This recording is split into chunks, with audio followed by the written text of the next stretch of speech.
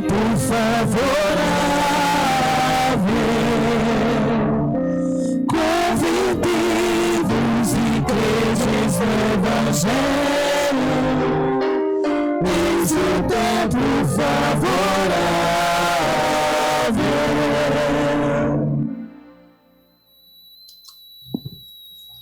Eu prometo que não vou perguntar a vocês se vocês fizeram jejum no dia de hoje, tá bom? Vamos lá conversar um pouquinho. Agradecido já imensamente aos que nos visitam. Deus abençoe, ilumine e fortaleça vocês que estão hoje na nossa casa. Comecemos então por algumas colocações nesses dias. No domingo passado, vendo a igreja, tanto na parte da manhã, com um número razoável de pessoas de manhã, e à noite a igreja cheia, na parte da manhã, conversando com algumas pessoas, elas disseram: nós não teremos condições de vir à missa à noite, mas estamos aqui na missa pela manhã, para não perder o que é preceito nosso. Olha, eu achei interessante.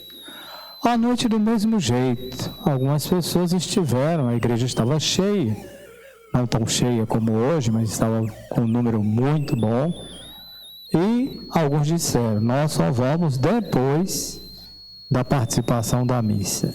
Olha, me deixou muito feliz vendo tudo isso, né? A questão do testemunho, a preocupação que algumas pessoas vão tendo. Em primeiro lugar, Deus, depois a diversão. Agradeço imensamente àqueles que participaram conosco do Carnaval com Cristo ontem. Um momento muito bom, rimos um bocado, né? Pulamos também, fizemos a festa ontem do nosso jeito. Muito obrigado àqueles que organizaram, àqueles que vieram participar. Na verdade, todos assumiram o momento e foi muito bom. Deus continue abençoando e iluminando a todos vocês. Quem não veio perdeu, paciência, né? Mas vale a pena. Hoje é um dia especial, quarta-feira de cinzas. Muitos estão esperando, daqui a pouco vamos impor as cinzas sobre vocês e dizer a vocês: convertei-vos e credes no Evangelho, ou tu és pó e para o pó voltarás. Não são só essas palavras. Qual o sinal e o significado das mesmas palavras ditas a vocês? Quando vamos, então, refletindo o dia de hoje, nossa igreja ela tem uma mudança. Alguns devem ter estranhado assim: o padre não rezou, ou não fez o glória, né? E também o ato penitencial. Mas por que o padre não fez o ato penitencial e também não rezou glória? Tem algum motivo ou o padre ficou meio doido e esqueceu das coisas? Onde é que está? Então, durante a quaresma há uma mudança. Não é só a mudança de cor, mudança também de comportamento. Há uma mudança significativa na questão da liturgia. Durante esse período, nós não cantaremos o aleluia, principalmente no canto dos parabéns, né? Não temos o aleluia. Então, durante este tempo, nós não temos o aleluia. Depois nós não temos o glória, só reservado para o momento das festas, durante esse período. Também hoje nós não rezamos, o que eu não esqueci de rezar hoje? O ato penitencial, porque ele é substituído pela imposição das cinzas. Então, por isso que não teve, tá bom? Então, há toda uma questão da liturgia. A gente precisa entender a liturgia, entender o que nós estamos celebrando, senão perde completamente o sentido. Aí vem para a missa, se perguntar: teve glória? Nem sei. Teve ato penitencial? Também não sei. Se não teve, o padre esqueceu de rezar. Não, há toda uma questão de um caminho que nós vamos fazendo. A liturgia de hoje começa com a profecia de Joel. Veja como começa o texto, dizendo o seguinte: agora diz o Senhor, voltai para mim com todo o vosso coração, com jejuns, lágrimas e gemidos. Rasgai o coração e não as vestes. rasgai o coração e não as vestes. A mudança tem que ser de dentro para fora. Se a mudança não for consciente por parte de vocês, de todos nós, de dentro para fora, não adianta. Deus não quer ver a casca. Deus quer a conversão do coração. É esta mudança que nós precisamos fazer. Sem ela, não adianta. Ficaremos distantes e não teremos esta oportunidade de aproximarmos de Deus. Então, é a conversão por inteiro. Hoje, alguns fizeram jejum. Estava conversando com você, mas foi tão difícil hoje ficar sem comer até meio-dia. E meio-dia não chegava de jeito nenhum. Era um terror. Olhava no relógio, era 10 horas. Olhava de novo, era 10h05. Olhava, era 10h20. Não estava passando a hora. Aí pronto, fala, então não faça. Aí você deixa de fazer, porque aí você não está preocupado com o significado do jejum. Você está preocupado com a comida que você vai comer depois. Então, se for para fazer o jejum assim, esquece. Não é esse o sentido. Depois, o jejum ele tem um sentido. Você vai deixar de comer algo, no caso, quem não tomou café da manhã hoje e deixou só para o almoço, você vai fazer a contabilidade. Quanto seria mais ou menos o café da manhã, ou o lanche das 9, das 10, sei lá. Tudo isso que você deixou de comer vai para os pobres. Se não for, não adianta. Não pode deixar de comer ali e quando chegar meio-dia entupir de comida, porque você não comeu e está com fome naquela hora que você deixou de comer. Aí perde o sentido completamente. Não é esse o sentido. Por isso que Jó já nos fala, rasgai o coração. Deus quer a mudança do coração. É aí que está realmente o sinal extremamente importante daquele que quer seguir a Deus. É a mudança de coração. Não adianta você fazer só de boca e o coração está aí de uma forma diferente. Ou então, eu fiz o jejum, deixei de comer, mas a língua continua solta, falando mal de todo mundo. Não faça. Não precisa você fazer jejum desse jeito, né? É a conversão que você precisa fazer. Se não há conversão, não há sentido de você fazer. Ou simplesmente alguns aproveitam para emagrecer durante esse período. Então, o jejum não é para emagrecer. Ele tem um objetivo. É preciso entender aquilo que é apresentado para nós. Depois ele diz, voltai para mim. Deus nos chama, nos convida. Nós devemos voltar os nossos corações para Deus. Por isso que o Evangelho nos convida a 3 sinais. A esmola, a oração e o jejum. Não são 3 sinais isolados.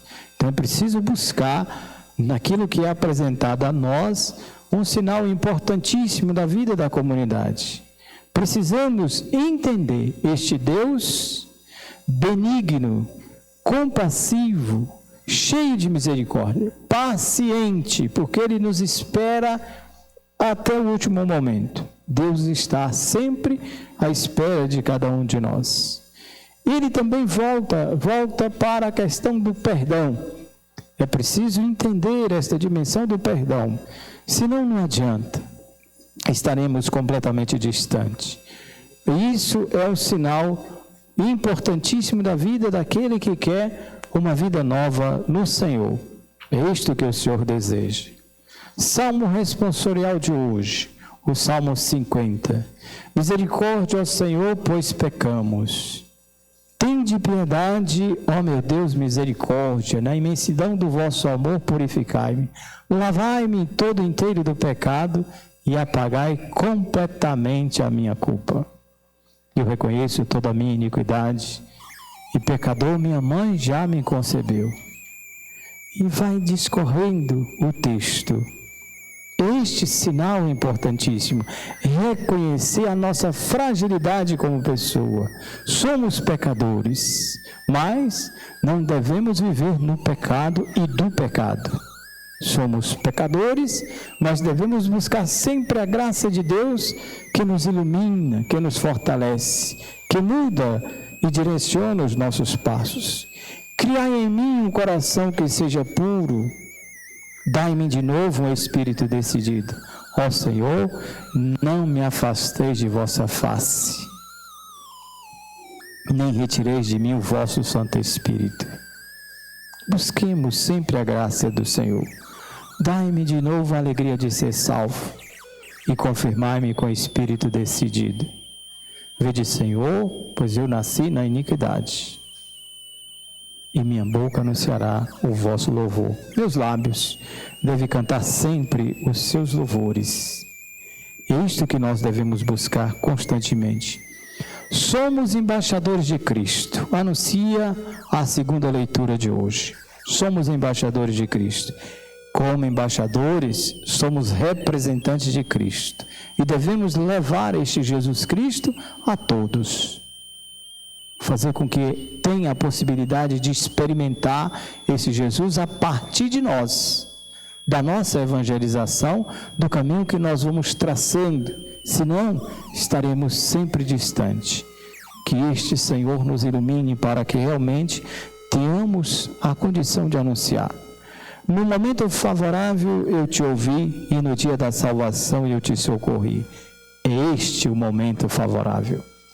O momento em que nós estamos vivendo, é preciso mudança, conversão de coração, para estarmos verdadeiramente com o coração voltado para Deus. Evangelho de hoje, Mateus, Jesus então nos convida: ficai atentos, pois não sabemos nem o dia e nem a hora. Não vai sair a palavra. Fiquemos atentos, fiquemos atentos, porque nós não sabemos nem o dia nem a hora. E como nós devemos nos comportar? E a primeira coisa que ele diz é o seguinte: cuidado com a vossa justiça. Cuidado, porque às vezes nós queremos a nossa justiça e não a justiça de Deus. Queremos sempre pensar em nós e não pensar em Deus. Cuidado com a prática dessa justiça, porque às vezes nós queremos, diante de determinadas coisas, quando acontece, vamos para frente, queremos brigar, se for alguma coisa com a gente, porque tem que ser assim, se não for assim não tem jeito, pronto. Quando é alguma coisa contra, aí murcha e não fala nada. Precisamos ficar atentos. Que justiça eu quero? A minha ou a de Deus?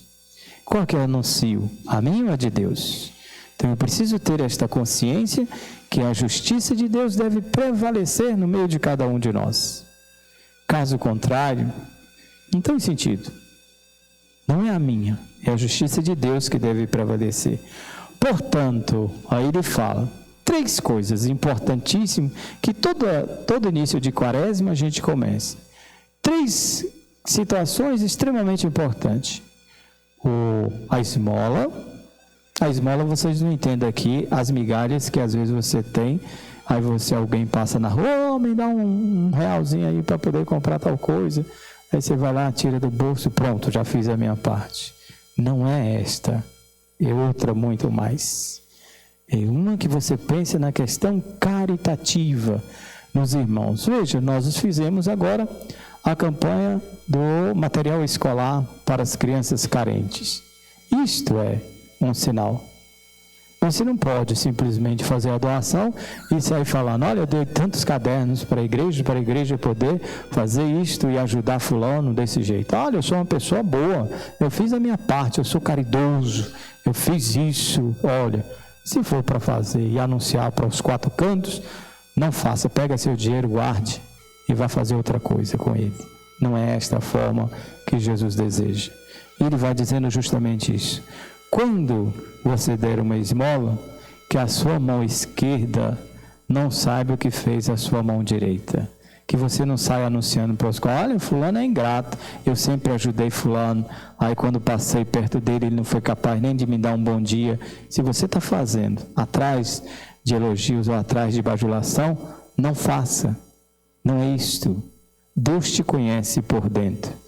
Então não faça para poder aparecer. Não toque as trombetas, não anuncie para todo mundo, pois assim fazem os hipócritas. Assim fazem os hipócritas. que faz as coisas e fica falando. Ou então, às vezes, assim, faz uma coisa e fala assim, antes eu prestava, antes tudo me chamava, agora, porque tem outro, não me chama mais. Aí, isso é dor de cotovelo, isso é muita coisa que tem, que acaba deixando. Então, tudo que você fez, não fez para o crescimento, mas fez para aparecer. Se é para aparecer, não faça. É melhor você não fazer. Depois ele diz o seguinte, também, pois eles, esses hipócritas, já receberam a sua recompensa. Mas se você quer a recompensa que tem lá no céu, não é assim que você tem que agir. Pelo contrário, de coração. Se não for de coração, não adianta. Depois ele fala o seguinte, olha, quando você for rezar, preste atenção. Não precisa gritar não, que Deus sabe. Deus não é surdo não. Que tem uns que parece que Deus é surdo. Tem que gritar para ver se Deus escuta. Deus não é surdo. Surdo é tu, que precisa estar gritando para ver se alguém escuta. Ou aquelas orações delongadas, horas e horas. Aí não sai nada. Não é esse tipo de oração. Não é assim. A oração ela tem que ser produzida dentro do seu coração. E não aquela oração egoísta. Eu faço oração melhor do que fulano. Deixa que eu faço. Cuidado, prepotente, arrogante. Não é desta forma que temos que agir. Precisamos ter uma atenção muito grande com isso. Quando você for rezar, Deus já te escuta. Tem um canto que eu acho bonito, que canta aqui, né? Deus quer falar contigo. Em coisas tão pequenas. Então não precisa, às vezes, essa gritaria toda, esse açãe todo para dizer que está rezando. Então vai com calma, reze, faça a sua oração. Outra hora nós queremos, me ensina a rezar como fulano sabe rezar. Olha, em muitos momentos o seu silêncio pode representar muito mais do que aquelas orações delongadas. Assim canta Zezinho. O silêncio está cantando uma oração de amor e paz. Há várias formas de você rezar. Às vezes nós queremos aquelas orações prontas, né? E nem sempre é assim que tem que funcionar. Depois ele fala com a questão do jejum. Quando você fizer jejum, pelo amor de Deus, não desfigure a cara, não fica fazendo aquelas caretas. Olha, eu estou com fome, daqui a pouco eu tenho que comer porque eu fiz o jejum, não sei o quê. Pronto. Então come logo, muda essa cara. Você precisa entender, se você não fizer isso tudo voltado com a oração, perde completamente o sentido. É do coração que brota. Voltemos à primeira leitura, dizendo justamente sobre isso. Voltai para mim com todo o vosso coração, com jejuns, lágrimas e gemidos. Rasgai o coração e não as vestes. Grave bem isso. Volte para Deus. Volte para Deus.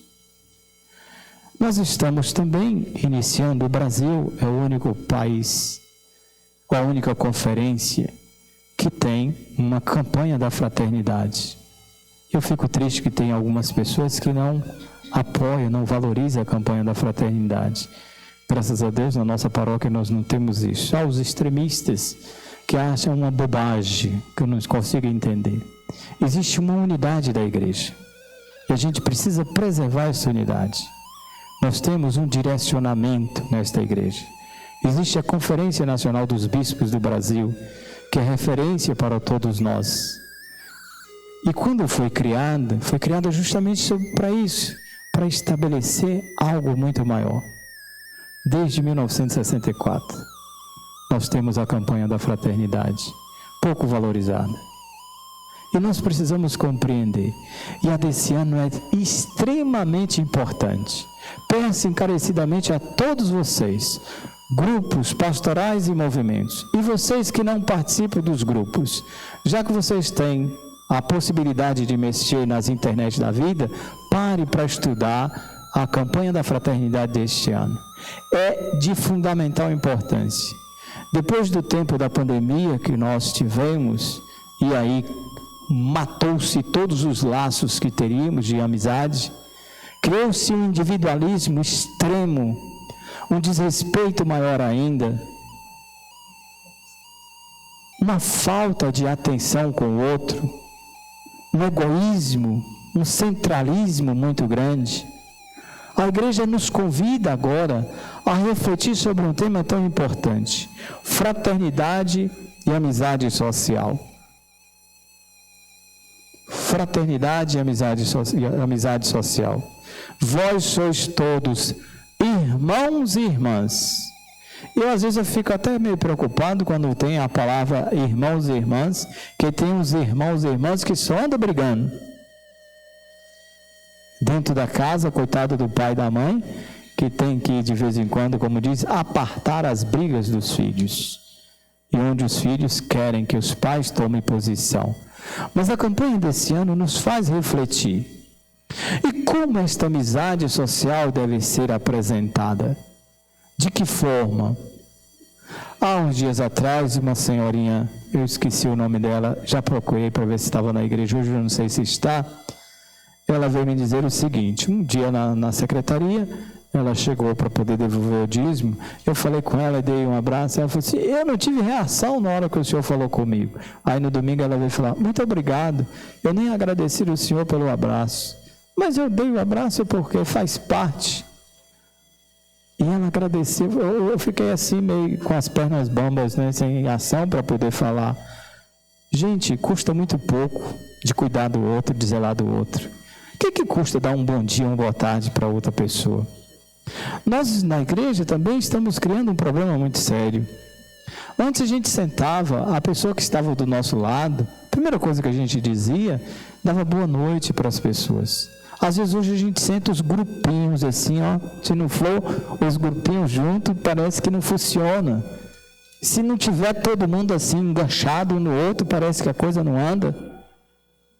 E aí a gente senta, e levanta, e parece que está tudo do mesmo jeito. Não olha para quem está do seu lado, não é capaz nem de perguntar: opa, como é que foi? Como é que foi seu carnaval? Como é que foi? Você está cansado, não está cansado? Nós somos egoístas ao extremo. Ao extremo. E as panelinhas vão sendo formadas, né? É assim: fulano, senta aqui que eu só sento se você estiver perto de mim. Sem você eu não sou nada. Mentira que é tudo sem o outro. E nós não conseguimos fazer um sinal de relação com o outro. Tem uns que se deixar pisa no pé e passa, não está nem aí para o outro. Nós somos uma igreja, uma família, mas egoístas como somos, às vezes atrapalha. Gente, ontem foi tão bom, tão bom. Tinha gente que eu nem sabia que estava, e na hora do escorrega era gente descendo, e teve uma hora lá que derrubaram 5 ao mesmo tempo, mas foi tão interessante, estava todo mundo feliz, brincando. Mas eu tenho certeza que tinha uns em casa com os bicos, porque a gente estava fazendo a nossa festa. Problema de vocês, mas foi tão boa. Nós precisamos aprender a sorrir com o outro, a se alegrar com o outro, com a alegria do outro. Por que a gente... Só estou eu nada que eu não ia fazer um treino daquele, eu escutei, viu? Nós precisamos aprender a fazer isso, valorizar o outro. Eu não sou mais do que ninguém.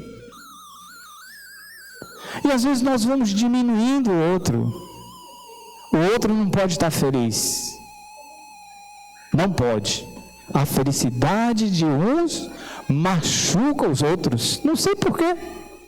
Por que eu não posso me alegrar porque fulano está feliz? Que bom que você está feliz. Não, não pode. O convite é único. Leia, meus irmãos e irmãs. Leia. Vocês vão ver que beleza, o texto base está uma maravilha. Dá para debruçar e ver tantas coisas para fazer trabalho nas escolas. Tantas coisas belas que tem. Quem são seus amigos?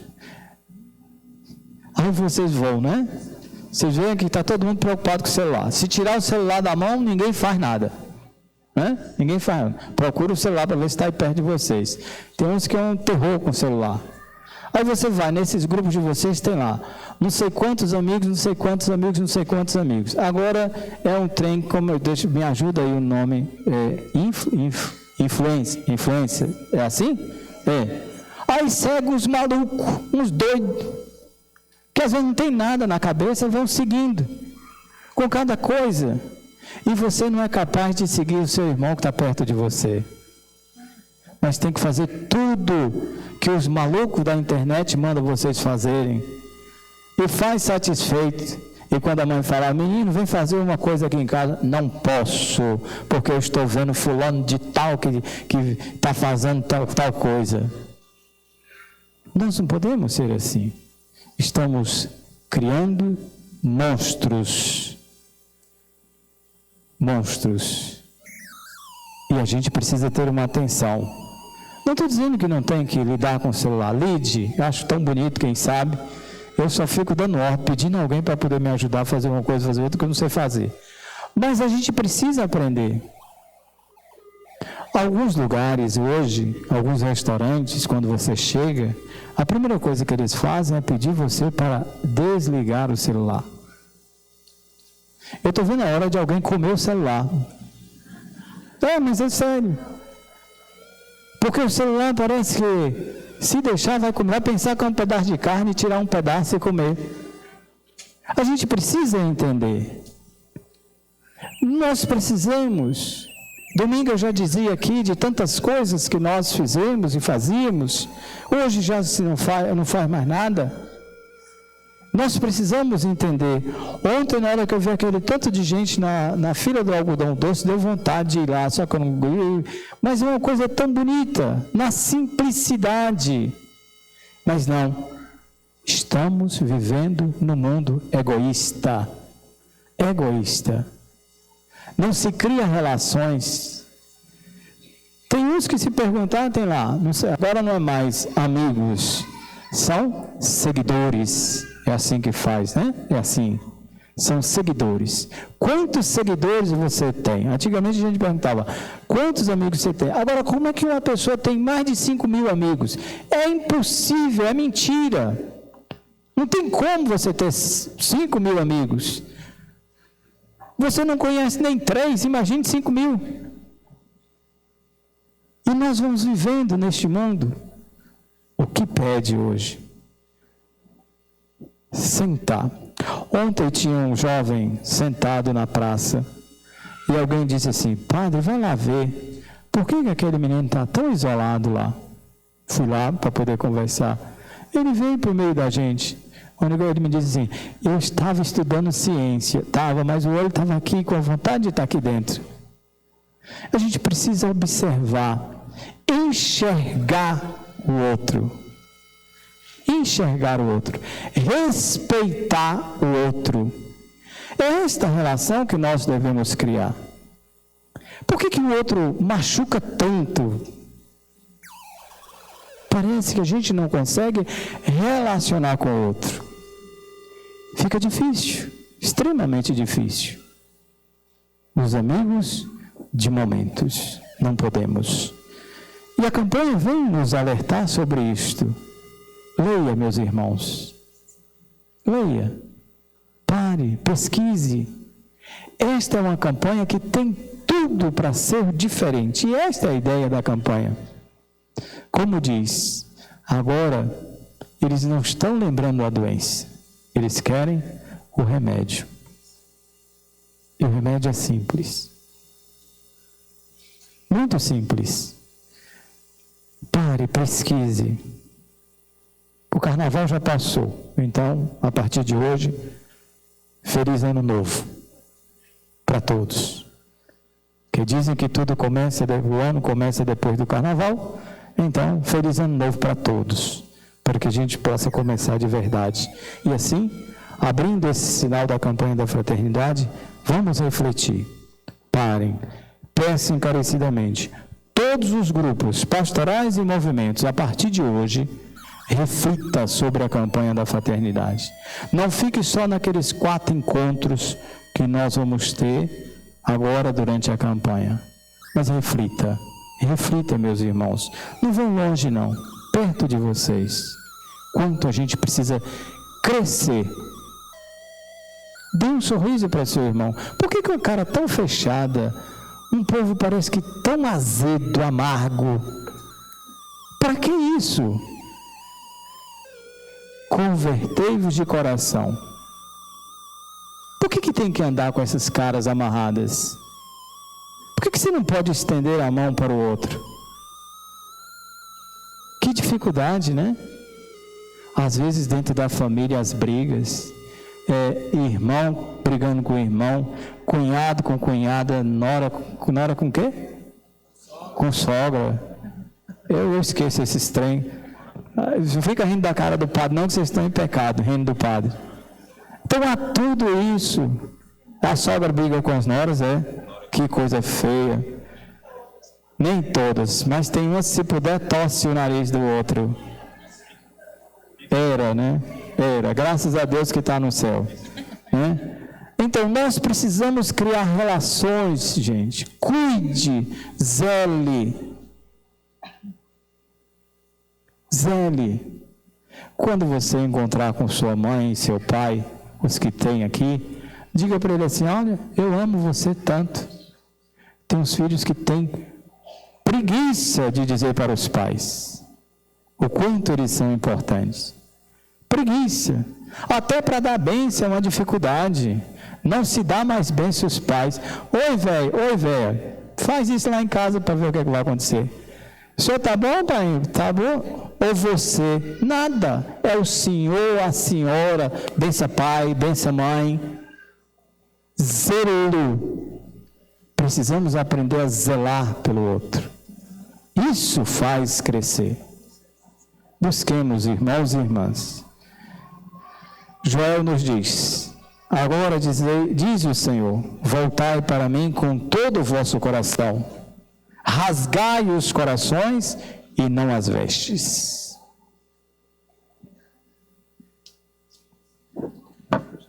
Não, cara.